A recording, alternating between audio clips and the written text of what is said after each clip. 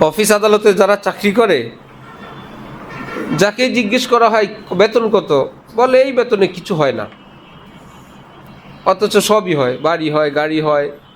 আবার বলে এই বেতনে কিছু হয় না। সব চলে কি দিয়ে? ঘুষ দিয়ে। এই জন্য এক ছেলেকে চাকরি দিতে নিলে বস জিজ্ঞেস করছে বেতন কত লাগবে।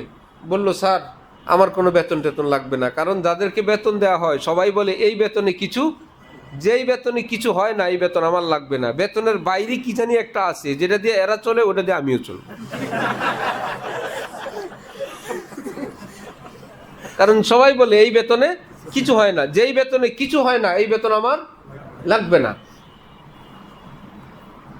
নিজেদের গাড়ির ড্রাইভার, তার বেতন 20,000। ওই লোকই মসজিদের সভাপতি, ইমাম সাহেবের বেতন 12,000। ড্রাইভার আর ইমাম বাজারে যায়, ড্রাইভার খোঁজে বড় মাছ, ইমাম সাহেব খোঁজে গুঁড়া মাছ। একই বাজারের। কি সুন্দর ব্যবস্থা! কত জুলুম, কত অত্যাচার, কত টর্চার!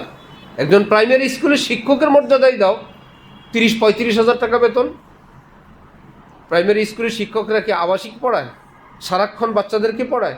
কয়েক ঘন্টা ক্লাস নিয়ে বাড়িতে ছুটি, রাজার হালে বাড়িতে চলে যায়। হাই স্কুল, কলেজ, ভার্সিটি হলে তো কথাই নাই। আর বড় বড় সরকারি বেসরকারি বিশেষ করে অফিস আদালতের যারা বড় বড় কর্মকর্তা আছে, কথাই নেই।